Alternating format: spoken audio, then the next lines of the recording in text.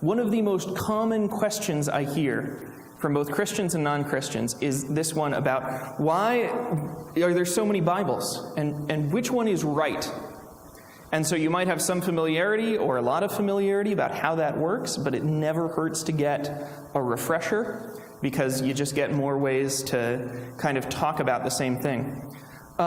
So to start with, the Bible's written in Greek and Hebrew, right? It's not written to us in English. It's written in these biblical languages, the Old Testament in Hebrew, the New Testament in Greek, and then some people had to get together and translate it into English. And if you don't speak any other languages, which a lot of us don't, there's an old joke that if someone speaks 2 languages, they're bilingual, and if they speak 3 languages, they're trilingual, and if they only speak 1, they're American. We can't drive to 3 countries from here. By the end of the day, we will be lucky if we've left Florida. And so I just want to use, some of us know a little Spanish. Do you know a little Spanish? Sí? Muy bien. Muy bien. Sí. Sí. Okay, so does anybody know the meaning of this Spanish word, this Spanish phrase? De nada. What does de nada mean? Okay, so I'm hearing some you're welcome, I'm hearing some it's nothing. I think, go ahead to the next slide, I think you're welcome is a pretty good translation, right? If someone tells you gracias, which means thank you, the correct response is de nada, right? You're welcome. It's what you say to thank you, so it's de nada. Unfortunately, the word de means of, and the word nada means nothing. So you could easily make the argument that de nada means of nothing. Go ahead, Jack. So, right? Not you're welcome of nothing, right? But either you're welcome or of nothing. You know, oh, thank you very much, of nothing. But that's a little bit wooden. Maybe we want to split the difference so that if you're reading a text that's from Spanish and they might be making some kind of pun on nada, you know, that if you want to kind of get a piece of both its use and its literal meaning, you might split the difference. Go ahead to the next one, Jack. And you get something like this, like it's nothing. I heard some it's nothing, right? Rick said de nada means it's nothing.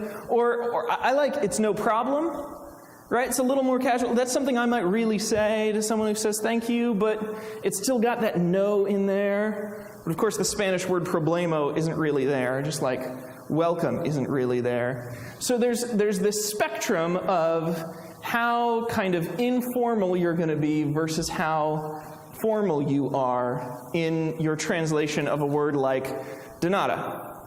Same thing happens with the Bible. So we have phrases in the biblical languages. Go ahead to the next one.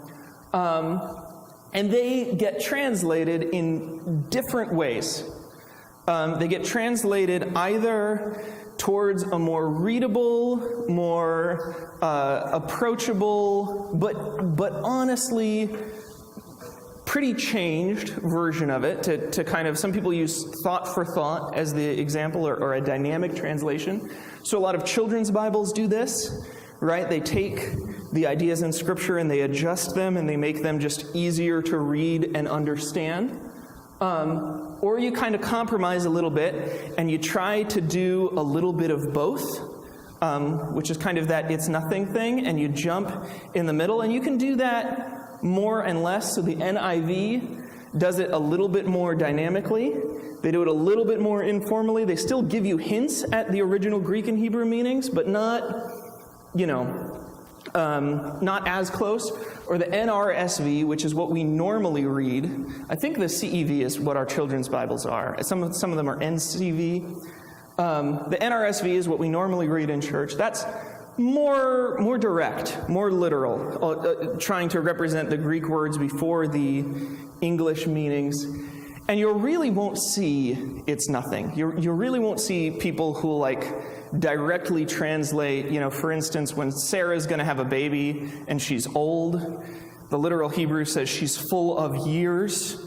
You've got to get something like the Young's literal translation to really see somebody who's going to translate full of years into English directly. And that's better for, verse word study, private, very slow reading.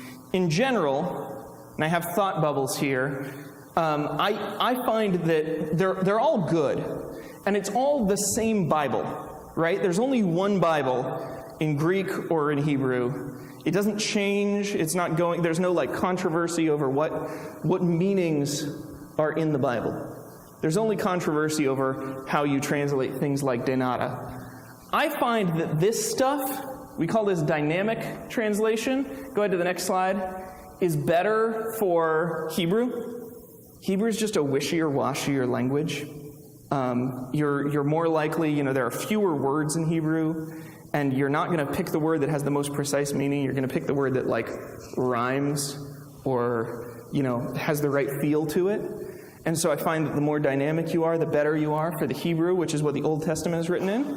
It's also going to be better for young readers. If you're not used to reading, if you don't read a lot, you don't need to have big, complicated words that we don't normally use because they're not,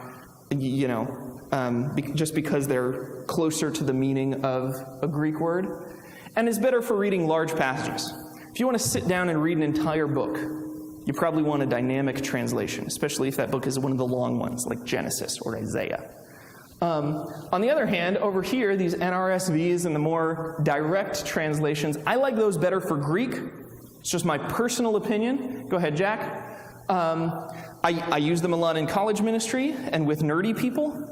When skeptics are asking me questions and they're saying, doesn't it say in the Bible that, women are property? I want to get a more direct translation because I want to be close to what the actual original language says rather than what some translator thinks.